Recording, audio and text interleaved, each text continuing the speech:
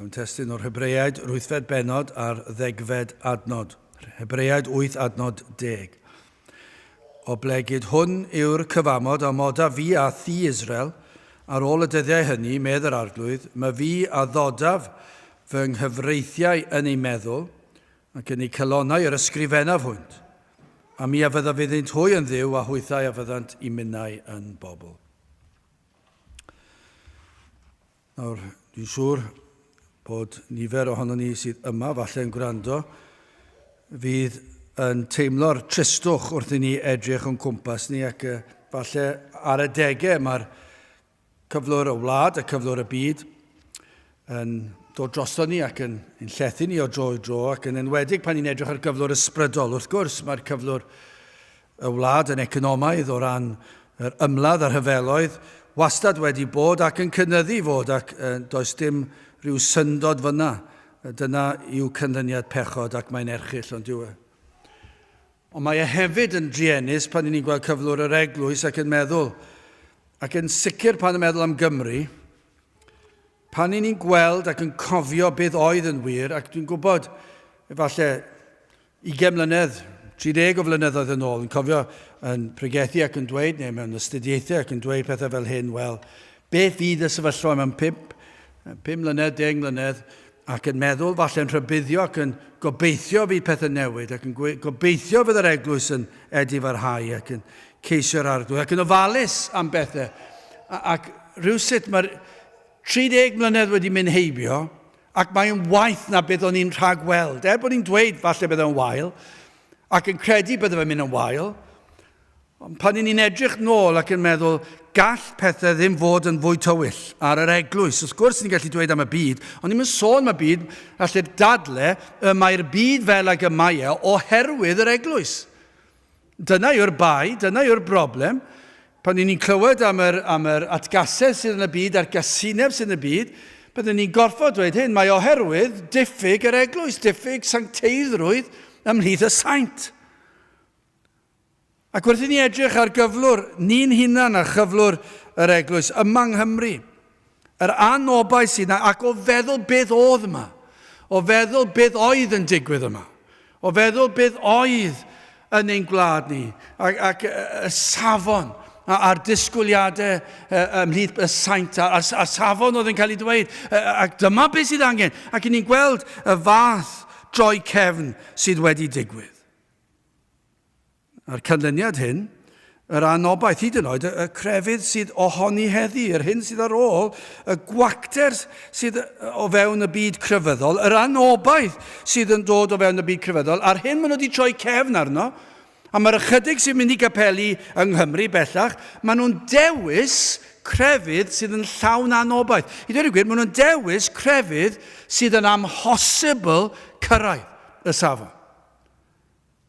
Mae Duw wedi dweud wrthyn ni, mae perffeithrwydd yw'r safon i'r nefoedd. Ac eto gyd, mae'r Cymru sydd ohoni'n dewis y math yno o grefydd. Mae'n grefydd amhosib. Ac mae'r anobaith sydd yn dod, mae mor drist o feddwl beth oedd yma yn ein gwlad ni. Mae mor genus, roedd yr efengyl mor eglur, am ganrifoedd. A mae e wedi diflannu yn do. Ac yn ei le rhywbeth na all fodloni anghenion unrhyw enaid. Does dim byd wedi cael ei osod yn ei lefe. Nid yw'r byd gydag unrhyw beth i gynnig, a nid oes gan yr eglwys unrhyw beth i gynnig chwaith. Mae dyn yn gwrthod yr hyn gall ddod â gobaith. Mae e yn anhygoel yn dyn. Mae'r adnod yma, mae e mor galonogol. Ac eto i gyd, mi fydd pobl yn dweud, ewch i'r oed fanna, ac fe fydd yn ddigalon. Fydd yn hiarnaidd. Fydd yn rhoi disgwyliadau arnoch chi. Ac o le maen nhw'n cael y fath beth? O le maen nhw'n cael y fath syniad? Hyd yn oed sy'n ni'n pregethu am bechod, am gyfnod, i ni wastad yn diweddu lan ar y rhan yma. Mae fi a ddodaf yng nghyfreithiau yn ei meddwl. Does dim byd gwell yna, does dim newyddion gwell yna. Gallai ddim meddwl am dim byd mwy calanogol na hyn. Ac yn ei cylonau yr ysgrifennaf hwynt, ac yna mae'n dweud, a mi a fyddaf yn ddiw, iddynt hwy yn ddiw, a hwythau fyddant i mynd i'n bobl. Mae hwn yn anhygoel, mae e mor gysurus, ond fel gwlad i ni wedi troi cefn ar y peth. Yr hyn sy'n dod â gobaith. Mae'r wlad a'r byd yn gwrthod yr hyn sydd yn rhoi heddwch yn yr enaid. Yr unig beth gall rhoi heddwch yn yr enaid. Ac maen nhw'n mynnu dilyn llwybr sydd yn llawn pryderon, ofnau, ansicrwydd ac anobaith. Ac yna, trwyddi draw, yn perswadio hun i bod nhw'n iawn. Y pobl crefyddol neu di-grefydd nawr, dwi'n gwybod, maen nhw'n mynd wythnos i wythnos, dyna'r unig ffordd gellir byw. Allwch chi ddim wir meddwl unrhyw beth arall, achos chi ddim yn gwybod beth yw'ch iechyd chi'n mynd i fod fel fori. Felly, nid yw'r hyn sydd yn wir, a petai pawb yn onest, mi'n fyddwn yn gorfod dweud mae bywydau nhw o ddydd i ddydd. Yn llawn pryderon, ofnau, ansicrwydd ac anobaith. Mae'n sicr. Does dim cwestiwn yna. Unrhyw un sy'n am ddadlen wahanol, ta'n gwybod am be maen nhw'n sôn, ac maen nhw'n dweud celwydd, achos dyna yw'r gwirionedd, does dim heddwch unrhyw le yn y byd. Ond beth sydd yn digwydd yw claddu pen yn y tywod. Ac yn un arbennig o dda am wneud yn yndyd i ni. Claddu pen yn y tywod ac yn anwybyddu y broblem. Ac yn y gobeith, drwy anwybyddu'r broblem, na fydd y broblem yn dod nôl. Ac felly, beth sydd yn digwydd, ma'n y broblem, maen nhw'n ofni fori, maen nhw'n cyrraedd fori, a does dim problem, dyn nhw ddim yn teimlo'n sal, neu dim byd sy'n angen mynd at y doctor, neu does dim llythyr gan y banc, neu does dim rhywbeth arall maen nhw'n ofni. Ac maen nhw'n cyrraedd diwedd y dydd, a maen nhw'n rhyw ryddhad yna, yn does? Cofyn aml yn mynd i'r gwely yn y nos ac yn gorwedd lawr. Dwi wedi cyrraedd diwedd y dydd rhywsut. A dwi'n siŵr bod llawer y meddwl felly. Dwi wedi cyrraedd diwedd y dydd, a nawr allai gysgu. Nawr, dyn nhw'n siŵr yn nhw ddeffro, ond maen nhw'n gobeithio ddeffro nhw'r bore cyn, felly maen nhw'n gobeithio, dim bydden nhw'n deffro'r bore cyn ddynol, ond fel na yw o ddydd i ddydd, ac anwybyddu'r beth, a maen nhw'n gobeithio cyrraedd dydd Gwener mwyn boddi ei ofnau. A mae'r rhai yn boddi fe gyda'r ddioddfeddwl, a mae hwnna'n gan y mwyafrif llethol o bobl, ond fe fydd na rai ddim yn meddwi'n racs, ond meddwi digon i wneud nhw deimlo'n well. Ond fydd na rai yn boddi i hofnau nhw mewn rhyw fath o adloniant arall. Rhywbeth, beth bynnag yw e. Cerdded y mynyddoedd, chwaraeon, cyngherddau, sioiau, teledu, eistedd lawr. Beth bynnag yw e, mi fydden nhw'n boddi eu hofnau rhywsut neu gilydd. Maen nhw'n perswadio hunan bod nhw'n iawn. Maen nhw'n perswadio hunan os yn grefyddol. Wel, o leiaf y mod i'n grefyddol, sdim os pa grefydd yw e, sdim os yw yn grisnogol neu beidio, ac o fewn y ffydd grisnogol, fe fydd na lawer yn dweud, does dim ots pa fath o addoliad yw e, sdim ots pa fath o fywyd i ni'n byw, sdim ots os ydyn ni'n gywir yn yr athrawiaethau, dweud y gwir, a oes ots am athrawiaethau, ond dyna yw'r mwyafrif llethol, dyw'r mwyafrif ddim yn credu bod athrawiaeth yr ysgrythyr yn bwysig.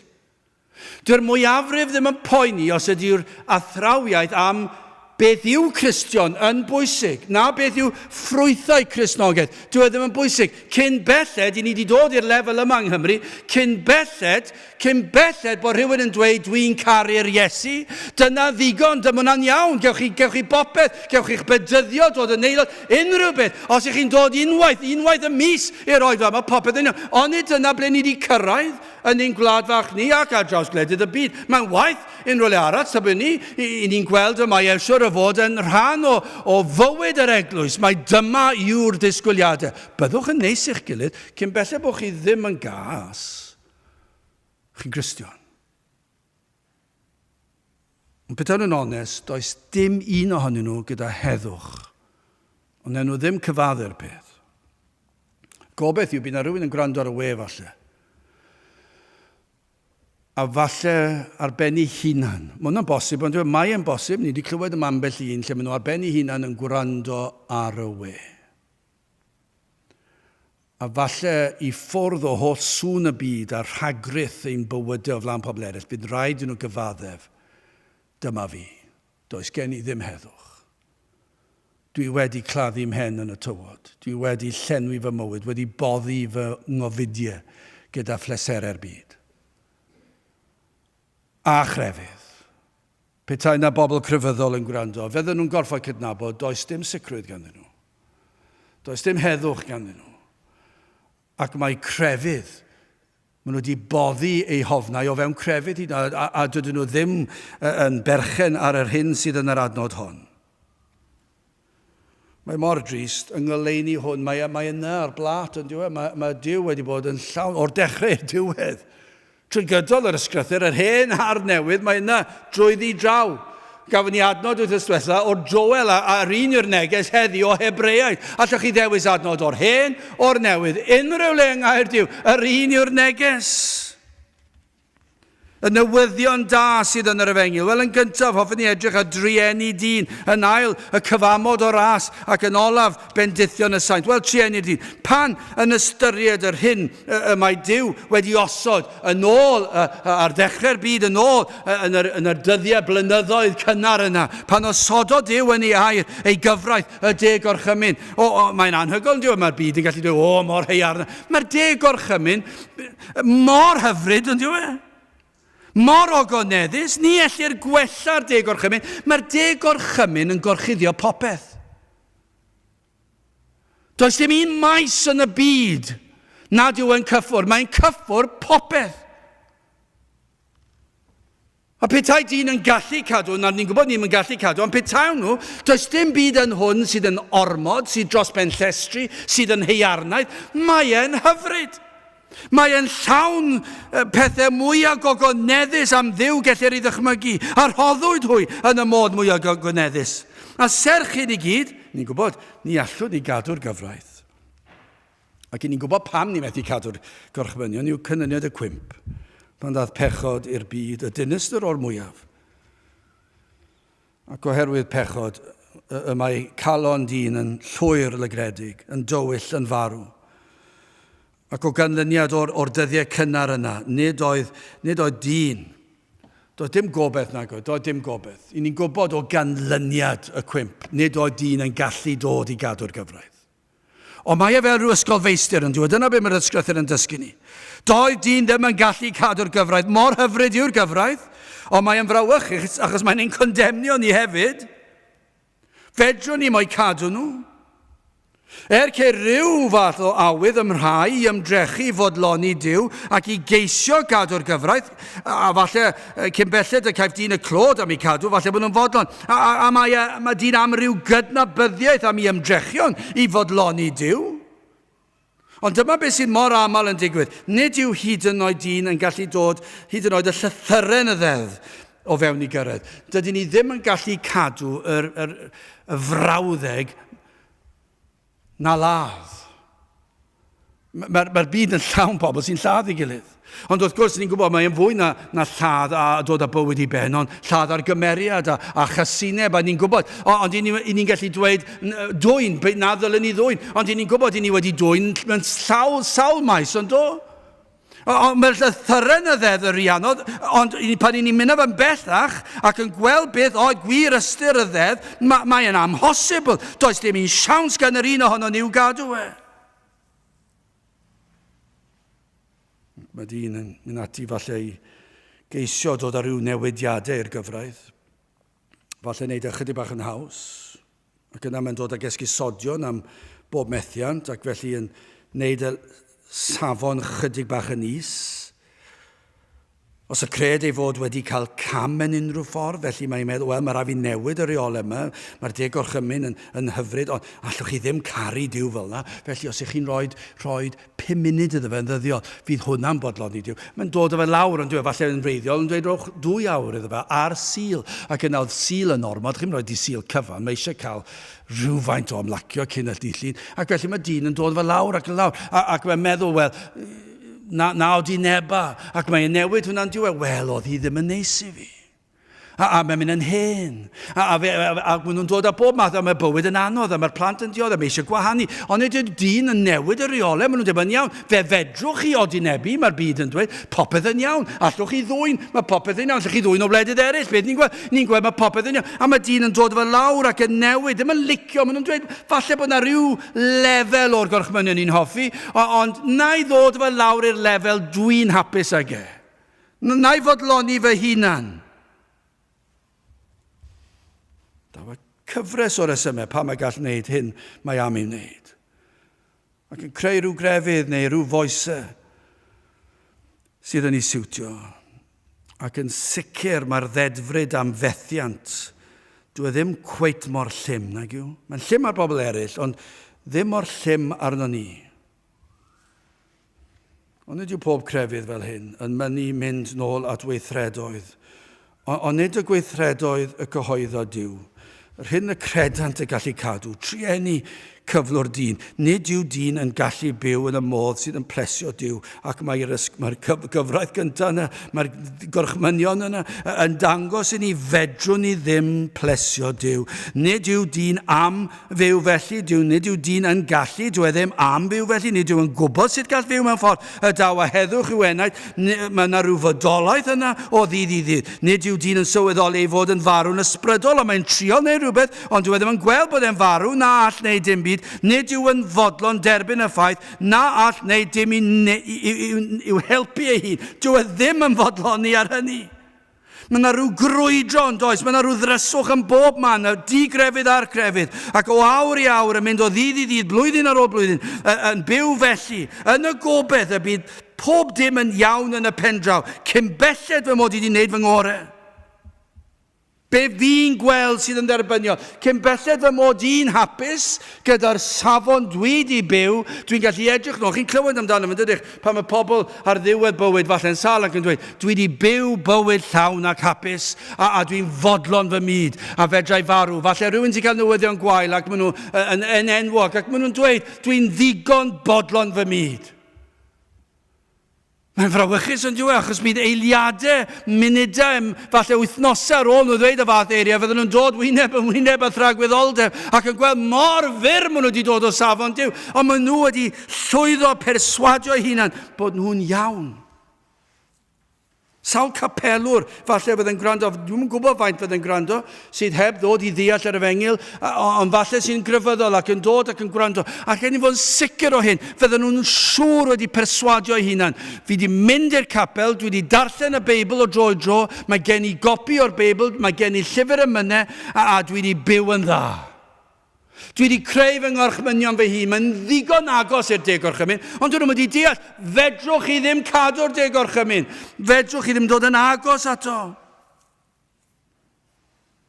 Mae Paul yn disgrifio yn Effesiau 2.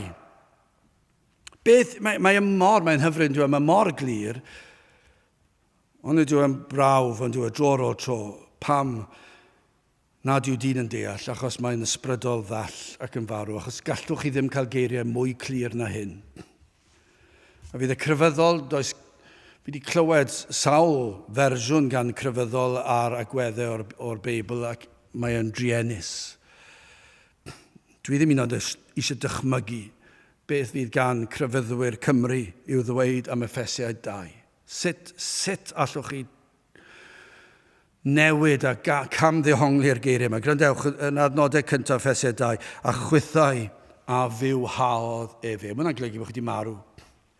A chwythau a fywhaodd e, pan oeddech feirw mewn cymweddau a phechodau, yn yr rhai yr hodiasoch gynt, yn ôl helynt y byd hwn, yn ôl tywysog llywodraeth yr awyr, yr ysbryd sydd yr awr hon yn gweithio ymhlant a nifuddod. A dyma rhai i'ch oeddech chi, ymysg yr rhai hefyd y bu'n hymarweddiad ni oll gynt, yn chwantau ein cnawd, gan wneithio'r ewylllysiau y cnawd a'r meddyliau, ac yr oeddem ni wrth naturiaeth, yn blant i gofaint megis eraill. Allwch chi ddim cael darlun fwy tywyll, mae'r sylfa'n driennus, a dyna'r holl fyd y crefyddol neu'r digrefydd, dyna oedden ni gyd, y Cristnogion, dyna beth oedden ni, yr oedden ni'n farw yn ein cymweddau. Mae'n erchill o sefyllfa. Felly beth yn y byd mae'r pobl yma'n trial wneud trwy trial byw bywyd da i blesio Duw? Fedrwch chi ddim, chi'n farw i chi yn eich cymweddau, yn chwantau'r cnawd. Dyna'r broblem.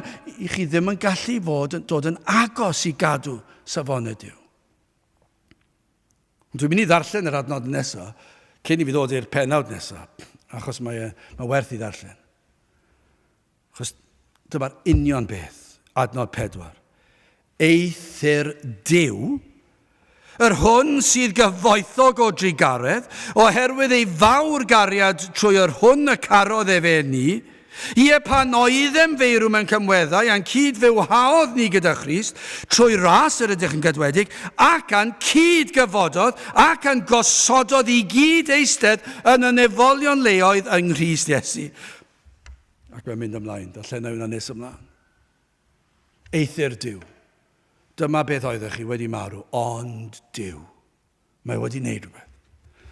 Ac felly mae hwnna'n symud ymlaen yn naturiol iawn i'r ail benawd, cyfamod y ras. Na i ddarllen adnod y testyn eto.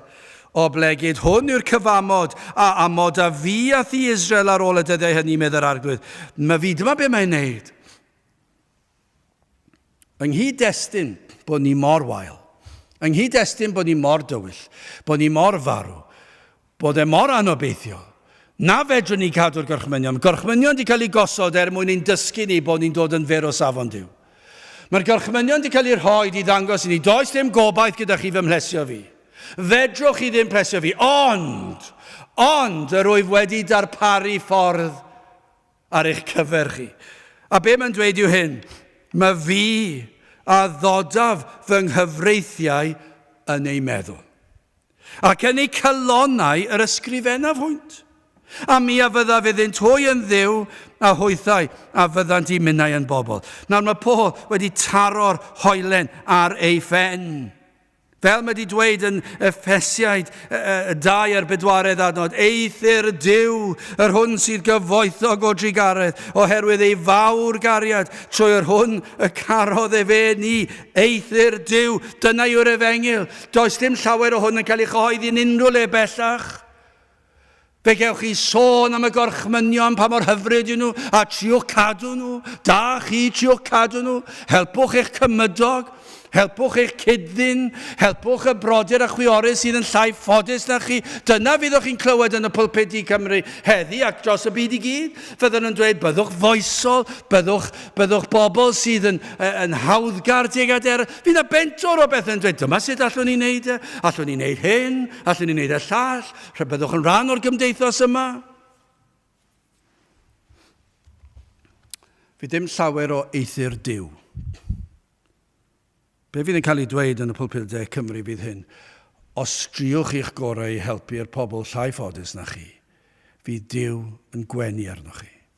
Dyna fydd nhw'n dweud, mae'n anghywir, mae'n llwyr anysgrythurol, nid Cristnogaeth yw hwnna, be fydd y Cristion eisiau maes o law, helpu pobl eraill, ond nid yna yw iachawdwriaeth. Iachawdwriaeth yw eithir Duw, wastad, bob tro, mae'n gorfod dod nôl i eithir Duw. Peidiwch trial gwneud eich hunan yn Gristion, peidiwch trial gwneud eich hunan yn Gristion efengyled. O, ni'n ei weld e, os oes gyda chi poced o tractio yn eich poced, a'i rhoi e i rhywun, mae'n rhaid bod chi'n Gristion. Os ych chi'n fodlon mynd allan a gwahodd pobl, mae'n rhaid, dyna weithred, i'ch chi'n arbennig o dda. Mae fel petai, hyd yn oed o fewn eglwysi'r efengyled, os dewch chi wedi gwisgo mewn rhyw ffordd, os dewch chi'r cwrgweddi yn ddigon reolaeth, yna mae popeth yn iawn.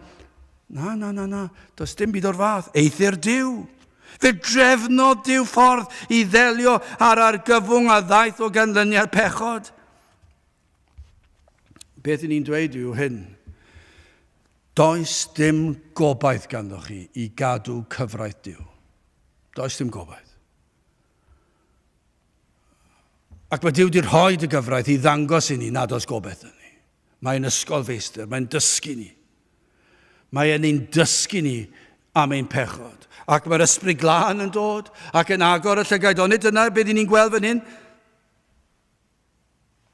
Ei bwrpas oedd i ddangos y pethau yma, pa mor fer ni'n dod o safon Duw. Mae mor wahanol i gryfydde'r byd. Mae mor wahanol i Gristnogaeth yn ein gwlad fach ni yma. Fe gyhoedda Duw, ni allwch fy modloni i. Ond yr wyf wedi ymyrryd. Dyna be mae'n dweud, allwch chi ddim cael newyddion gwell. Does dim newyddion gwell i'w gael. Mae'n dweud, mae Duw wedi dweud wrthyn ni, fedrwch chi byth fodloni fy ngofynion ni, fedrwch chi ddim wneud e. Ond be mae Duw yn dweud wrthyn ni yw hyn, yr wyf fi wedi ymyrryd, yr ydw i wedi darparu ffordd, yr wyf wedi cyfamodi eto gyda chi. Ond am gyfamod nawr, mae'n gyfamod nawr o ras ac o drigaredd ac o gariad. Nawr, gwrandewch ar hyn, ni chyhoeddodd Duw yn y cyfamod nesaf yma, rhaid i chi wella. Dwi wedi rhybuddio chi unwaith, ond na'i rhybuddio chi to. Dwi ddim felly, dwi'n chi'n ffeindio hwnna yn y gair Duw.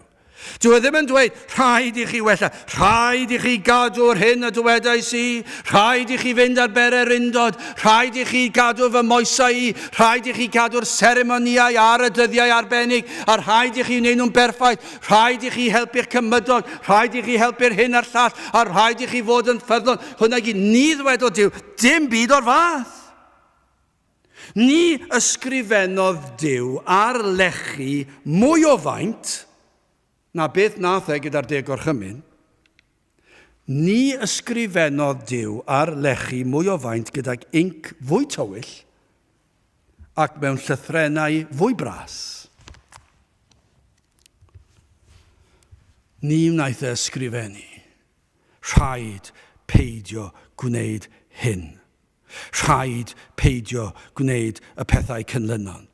Nath ddim ail dweud yn ei gyfamod nesaf fe, na ladd ac os fentra di feddwl unrhyw beth cas yn erbyn neb.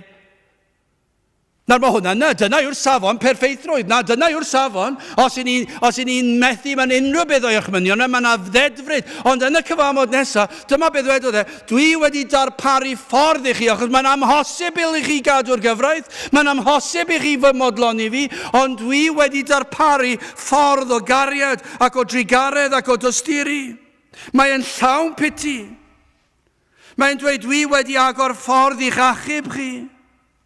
Ond nid dyma beth sydd angen ar Gymru heddi.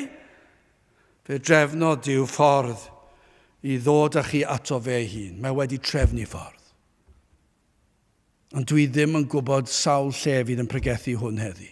Dwi'n yn gwybod.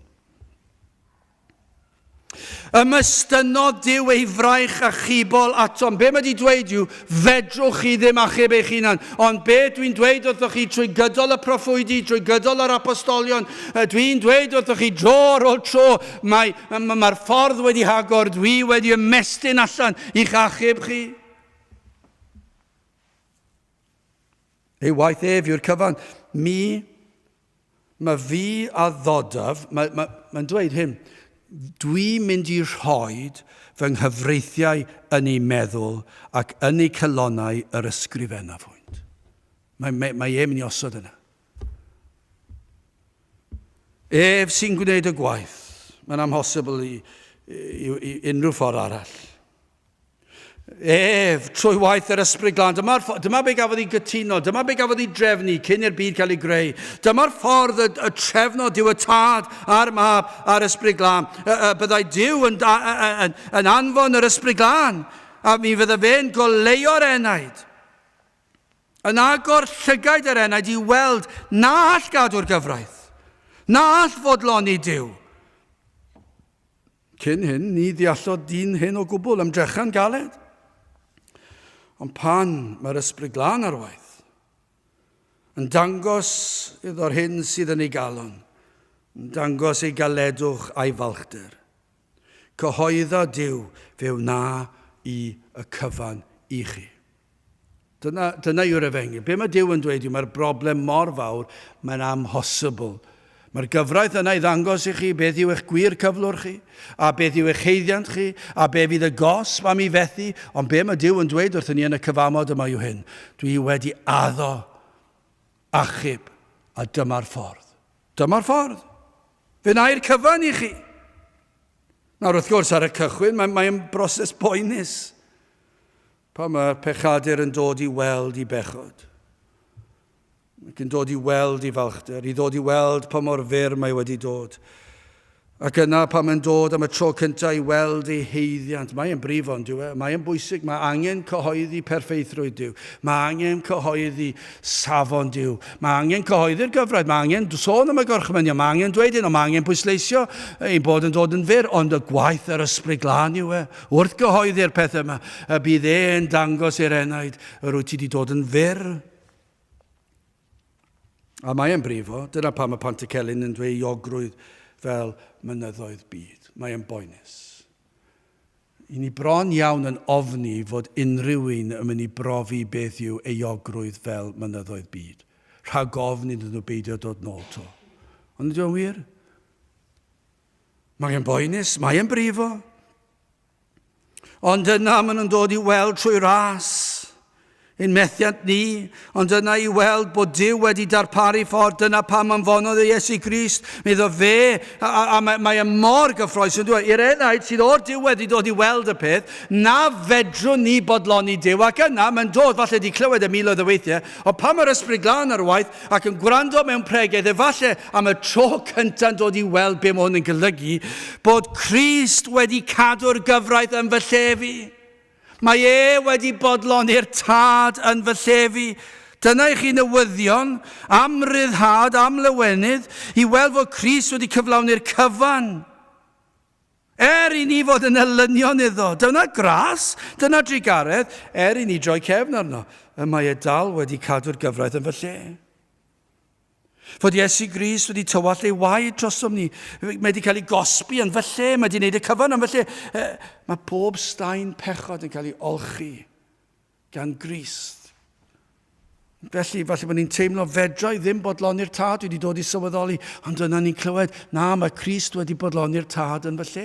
Ac yna ni'n teimlo, wel, dwi'n heiddi cosb, ond yna ni'n clywed, fe aeth Iesu Grist i'r groes, ei roed ei ddwylo pyr ar led, ac fe gafodd ei gosbi, fe tywylltodd o gwaed, fe ddaeth bywyd allan ohono, ac mae hwn yn ddarlun iddo roed ei einioes i gael ei gosbi yn fy llefi, ac am ddarlun fod y gwaed felly, y gwaed hwnnw a lifodd o'i wythiennau fe, yn ein golchi ni'n llwy'r lan yn wynach na'r eira.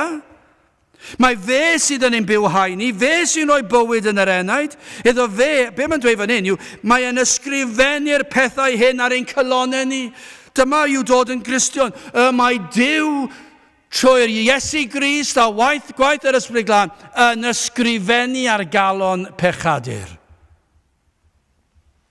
Gydag inc tragwyddo. Chi gyd yn gyfarwydd ag inc, falle ddim o'r gyfarwydd bellach. Dwi dal yn ysgrifennu gyda pen inc. Ac achos dwi ddim yn licio cartridges, dwi'n licio poteli inc. Mae gen i tua 5 ohonyn nhw ac yn defnyddio lliw gwahanol ar gyfer nodiadau o awduron gwahanol. Felly mae gen i papurau, sneb yn deall fy llawysgrifennu, na fi hyd yn oed, ond mae'n edrych yn bert, mae'n lliwgar iawn. A mae rhai o'n nhw yn inc parhaol. A dwi'n trial fy ngorau glas ar fore di llun a dydd Mawrth pan dwi'n trial paratoi. Fi'n trial fy ngorau pan mae'r inc yn rhedeg mas, dwi'n rhoi yr inc yn y pot. A fi'n tynnu fel lan, a fi'n trial pido cael dim diferyn o inc ar y mysedd. I'n sicr ddim ar fy nhwser i, neu ar fy siwmper newydd, neu beth bynnag. A dwi'n ofalus iawn. A chi'n gwybod beth, dwi'n gwybod sawl gwaith, fi'n ffeindio, mae yna ddarnau, mae yna blobs o inc ar fy nwylo i, a dwi'n golchi fe, mae'n aros, a mae amser hir, falle diwrnod neu ddau. Dwi'n trial fy ngorau. Dwi wedi googlo a ffeindio mas, gallu rhoi rŵs spray gwall, ond gen i ddim spray gwall i roed ar yma, wedyn mae'n gallu dod o'na. Mae e mor anodd i cael gwared, ond allai ddweud wrthoch chi hyn, os mae'n digwydd ar bore di llun y dydd Mawrth, erbyn dydd Mercher mae'r inc di mynd. Mae'n dweud parhaol, dwi ddim yn parhaol. Os dwi'n roed y dilledyn yn y golch, gan amla mae'n dod mas yn lan.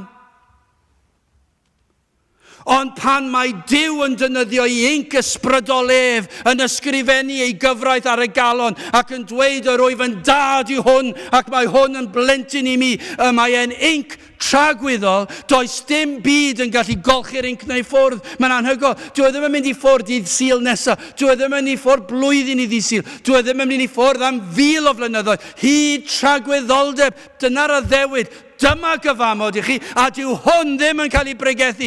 Mae Capel y Cymru, hyd yn o'r efengyloedd, yn rhoi pwyslais mawr a byddwch well, byddwch ffyddlon, byddwch yn helpu'ch cymydog, helpwch y tlawd, brwydrwch yn erbyn yr holl bethau erchill yma sy'n digwydd yn y byd. Dyw hwnna ddim yn mynd i achub neb. Ond yr hyn sydd yn achub enaid yw hyn, mae Duw yn neud y gwaith. Mae'n ysgrifennu ar y galon gydag inc tragwyddol. Os chi ddim yn credu fe, grandewch ar 2 Corinthiaid 3:3. Gan fod yn eglur, mae llythyr Crist ydych wedi ei weini gennym ni, wedi ei ysgrifennu. Nid ag inc, ond ag ysbryd y Duw byw. Nid mewn llechau cerig, eithir mewn llechau cnawdol y galon. Mae e wedi mynd mewn i'r galon. A mae e wedi rhoi y stamp Mae wedi rhoi yr geiriau, mae wedi osod ar ein meddyliau ni ac ar ein cylonau ni. Dyma i chi gyfamod. Duw sydd yn gwneud y gwaith. Oes yna rai sydd dal i feddwl beth sydd rhaid i chi wneud i blesio Duw? Os yna rai yno chi'n dal i beswadio chi na dwi'n iawn achos dwi wedi bod yn rhan o'r capel, dwi'n dod i bethau, ges i ryw brofiad bach, ond drychwch dwi'n neud hyn a'r llall nawr, dwi'n ffyddlon, dwi'n dod, gymaint a dwi'n gallu o dro i dro. Wel, sylweddolwch hwn, ni allwch chi blesio Duw. Pan fod yr ysbryd glân ar waith yn dangos hwn i chi, beth ych chi fod i wneud, galwch arno. Galwch arno i ddod. Os chi methu weld e? Os chi methu gweld y peth yma, galwch ar Dduw i agor llygad eich enaid i weld eich angen am Grist. Dyna chi her. Dyna chi her. A dwi'n tybio bod y mwyafrif yn gormod ofn ganddyn nhw i weddio'r weddi yna, o Dduw Groslon, agor llygad fy enaid i weld fy angen am Grist, i weld fy mhechod. Ond os newch chi weddio hyn, gweddiwch o Dduw Groslon, dangos i mi Grist. A'r hyn yma wedi wneud, yr hyn rwy ti wedi wneud, anfon dy fab, dy unig anedig fab, iddo ddod a byw yn fy lle, iddo ddod a marw, agor ffordd at y nefoedd. Gad i mi weld y pethau hyn. A dych chi dal i ymdrechu wella'ch hunan. Peidiwch, does dim gweithredoedd gall blesio Duw, achos mae wedi gwneud y cyfan. Wel, gwrandewch yn olaf yn drydydd yn fyr, Bendithion y saith. O am Bendithion. Ond pam y mae capelwyr Cymru dal i fynd yn ôl at y gyfraith? Pam fod pobl sydd hyd yn oed yn credu mewn Duw ond ddim yn mynd i gapel yn dal yn meddwl os ydyn nhw'n byw bywyd da, mae hwnna'n oce.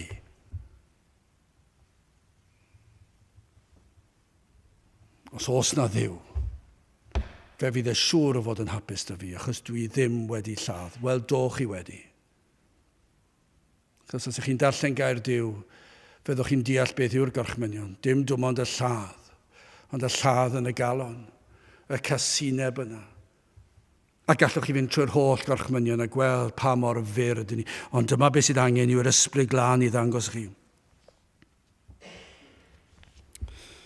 Mae mor drist yn dweud pan fod Duw wedi cyhoeddi mae sydd yn gwneud yr holl waith. Dyna yw'r efengyl. Sut mae hyn wedi digwydd dros Gymru gyfan?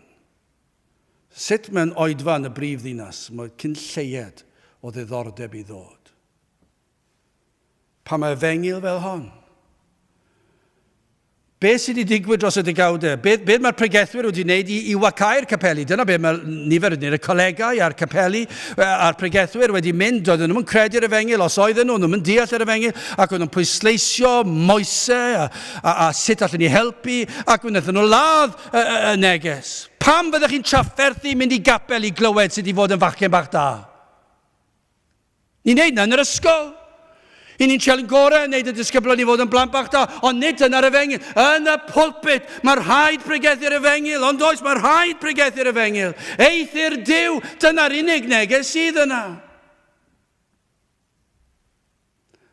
Ac yn ein cwrdd gweddi, be ddyle fod yn mynd ymlaen? Fe ddyle dagre fod yn llifo, tyrd o Dduw, dagor llygaid pobl i weld eu hangen. Ond nid yna beth sydd angen.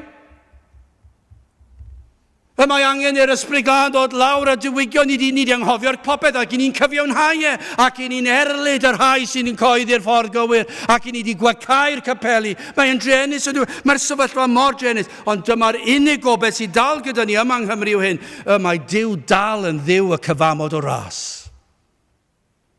Mae'n dal yn Dduw o gariad ac o drigaredd. Ac mae dal yn holl alluog, ac mae dal yn holl bwerus, ac mae dal yn holl bresennol, ac pan mae e'n dweud y gair, fe all trawsnewid, ac fe all trawsnewid un person sy'n gwrando heddi, a fe all trawsnewid dinas a gwlad cyfan. O blegyd hwn yw'r cyfamod am oed a fi a thi Israel ar ôl y dyddiau hynny, medda'r arglwydd, mae fi a ddodaf yng nghyfreithiau yn ei meddwl ac yn ei cylonau yr ysgrifennaf hwynt a mi a fydda fydd ein twy yn Dduw a hwythau a fyddant i mynd ein bobl. Pan bod yr arglwydd yn ysgrifennu fel hyn am waith sydd ar y galon. pan yr arglwydd sydd wedi ysgrifennu hyn, fe ddaw sicrwydd cadwedigaeth, ef sydd wedi peri ni weld ein cyflwr, ef sydd wedi rhoi'r awydd a'r gallu i droi o bechod i edifarhau, ef sydd wedi rhoi'r hodd o ffydd wrth i ni ddod at droed y groes, i ymddiried yng Iesu Grist. Ef sydd wedi rhoi'r natur newydd sydd oedd i fewn. Fe sydd wedi delio ar y galon, y llawdriniaeth, ni wedi sôn am hwnna'n ddiweddar, y lawdriniaeth yma ar y galon. Ef sydd wedi rhoi y gogwydd at sancteiddrwydd, fe sydd wedi rhoi hedyn bywyd, yr awydd i fyw i ogoneddu Crist am yr hyn a wnaeth trosom. Nawr wrth gwrs, sy'n ni'n mynd yn ôl at weithredoedd, gall unrhyw un dod i'r man fod yn stopio lladd pobl. Mae'n ddigon rhwydd yn diwe. Allen ni stopio unrhyw un, rhaid lladd unrhyw un. Rhowch nhw'n stafell a cloiwch yr drws. Fydden nhw'n lladd neb, achos nhw'n dod ar draws neb. Fel dwi'n ddim yn gadwedigaeth nag yw. Allwn ni stopio unrhyw un rhag gablu a rhegi. Mae'n ddigon hawdd stopio unrhyw un rhegi yn ei haith a chablu diw. Digon rhwydd. Petai rhywun digon creulon i dynnu'r tafod o'na, byddwn nhw ddim yn gallu dweud y geiriau dim mwy. Gallwch chi gosod cadach yn ei ceg. Felly byddwn nhw'n gallu rhegi. Na, ni ddim eisiau gwneud na. Dy'r ffaith bod nhw ddim yn dweud y geiriau, ddim yn golygu dim nag yw e. Hawdd atal rhywun rhag meddwi am hwnna'n broblem fawr yn y capeli ac yn y wlad. Mae'n broblem anferth. Mae'n ddigon hawdd i ni stopio rhywun rhag yfed, y ddiod feddwl, trwy dorri bob potel win a chwrw sydd ar gael, a trwy arllwys lawr y sinc, a cael siopau, a rhoi bolltau ar draws y siopau sydd ar tafarnau. Allwn ni ddigon hawdd stopio rhywun rhag yfed, neu rhoi nhw mewn stafell, so does dim modd yn nhw mas. Mae'n ddigon hawdd stopio yna. Dyw hwnna ddim yn mynd i achub enaid neb. Os ych chi ddim yn yfed, dwi'n am yn mynd i achub chi. Os chi ddim yn llad, dwi'n am yn mynd i achub chi hyd yn yfed. Os chi'n mynd i fynd yn ôl yr reol yna, dwi'n ddim yn digon da. Yr hyn sydd yn y galon yw'r broblem. Rhai delio a'ch calon. A dyma a wnaeth Duw yng Nghrist Iesu. Dyma yw'r efengyl. Y mae Duw wedi delio gyda'r galon. O blegyd hwn yw'r cyfamod a mod a fi a thi Israel. Ar ôl y dyddiau hynny meddwl, mae fi a ddodaf. Fi sy'n rhoi e. Fi sy'n rhoi e. Neb arall, nid chi. Nid chi sy'n creu e. Amhosib i chi greu e. Fi. Mae fi a ddodaf yng nghyfreithiau yn ei meddwl ac yn ei celonau ar ysgrifennaf hwynt am Bendithion. Mae'n galluogi ni edifarhau a chredu i garu gair Duw, i garu lle gynt yn ei gysau hyd yn oed, ac am ysgrifen ar y galon. Nawr yn bywhau'r enaid i wneud yr hyn oedd yn amhosibl gynt. Nid yn unig mae yn ein maddau ni am ein methiant i gadw'r gyfraith, ond mae'n galluogi ni ac yn ein nerthu ni i fyw i'w ogoneddu. Pam? Mae e wedi ysgrifennu. Dyma yw sicrwydd cadwedigaeth. Dyma natur gwirthiol. Nid proffes yw hwn. Y mae gwir iachawdwriaeth yn golygu fod Duw wedi ysgrifennu ar y galon, ac felly y mae yn rhoi y gallu a'r nerth i'r saint nawr, yr awydd i fyw i'w ogoneddu fe. Darllenes i rywle yn dweud, o'n i'n meddwl, wel, yn amlwg oedd hwn amser hir yn ôl, achos byddwch chi ddim yn cael dweud hyn bellach, ond roedd yn amser hir yn ôl, a dyma beth wedodd. Nid yw yn anodd i berswadio rhain i ddod i di yr arglwydd. A nes i oedi, o'n i'n meddwl, dwi'n mynd i roi na lawr. Achos oedd e'n neud llwyr synwyr. Mae arglwydd wedi ysgrifennu ar fy nghalon ni. Mae wedi darparu un i gadw gyfraith yn fy lle. Mae un wedi cael ei ddarparu i gymryd y gosb yn fy lle. Mae un wedi cael ei ddarparu fyddai'n cael fy ngolchi yn llwyr a fy maddau'n llwyr. Mae un wedi cael ei ddarparu i fodloni'r tad yn fy lle. Mae'r ysbryd glân wedi cael ei anfon i agor llygaid fy enaid ac i ddangos i mi fy methiant yn ei fodloni fe. Mae'r ysbryd glân yn arwain fi at droed y groes. A mae'r arglwydd yn dod a cymryd fy mhechod a'i hoelio farno fe ei hun ac yn rhoi ei gyfiawnder ei hun i mi. A mae hwn i gyd yn wir. A beth oedd y pregethwr yma'n dweud, oedd hyn blynyddoedd maith, falle degawdas na canrifoedd yn ôl, yn dweud hyn, nid yw yn anodd i berswadio'r rhain i ddod i dir arglwydd i wasanaethu fe, i fyw iddo fe, ac o'n i'n meddwl, na, ti wedi cael ein anghywir, nid yna yw Cymru ni. Ni methu berswadio Cristnogion hyd yn oed. Dyna pa mor driennus yw e. Mae'n codi dychryn, ond mae'n wir yn codi dychryn. Achos pa mae Duw ar waith, mae e'n ysgrifennu ag inc tragwyddol, mwy na hynny, mae e'n crafu yn y galon, yr wyt ti yn eiddo i fi, i ddweud y gwir, mae'r adnod yn mynd ymlaen. Rhag ofn bod rhywun ddim wedi cweit deall hwn. Mae e'n mynd ymlaen yma yn yr adnod. A mi a fydda fyddint hwy yn dduw, a hwythau a fyddant emynau yn bobl.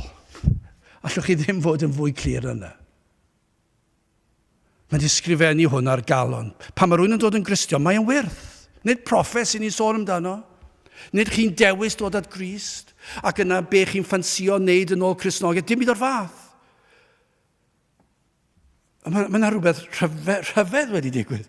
Mae'n rhywbeth ti hwnt i'n deall ni. Mae Duw wedi ysgrifennu ar y galon. Ac mae'n dweud, mi a fyddaf iddynt hwy yn ddiw.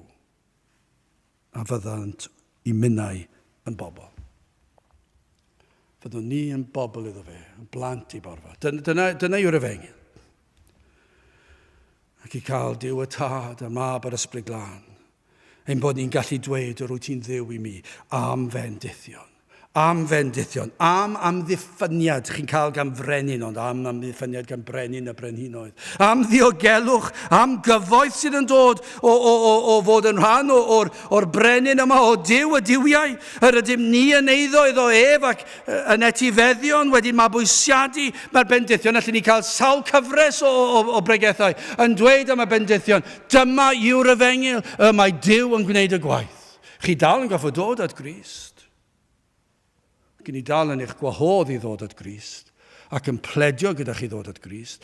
Ond beth fyddwch chi'n sylweddoli pan byddwch chi'n dod at Grist yw bod wedi'ch arwain chi a fod Grist i wneud y cyfan i chi. A fydd chi'n derbyn yr hodd o ffydd i ymddiried ynddo fe. Am efengyl. Lle chi ddim gwella fe. Mae mor gyffroes, mae mor llawn cysur. A mae'n llawn gobaith. Ac eto ni wedi hen droi cefn. Wel, am eiriau. Mae fi a ddodaf. Dyma beth medda'r arglwydd. Mae fi a ddodaf yng nghyfreithiau neu meddwl. Ac yn ei cylonau yr ysgrifennaf hwynt. A mi a fydda fyddint hwy yn ddiw. A hwythau a fyddant emynau yn bobl. Gadewch i ni weddio. O Dduw, i ni yn diolch i ti am yr efengyl sanctaidd ac yn diolch am y ffaith i Grist darparu'r hyn oll ar ein cyfer, ac i ti'n darparu'r fath a ddewidion i'r rhai sydd yn dygeisio. O, turdyn plith, arwain yn eidiau droed y groes, i ni gofyn hyn oll trwy enw ac heiddiant yn harglwyddius i Grist. Amen.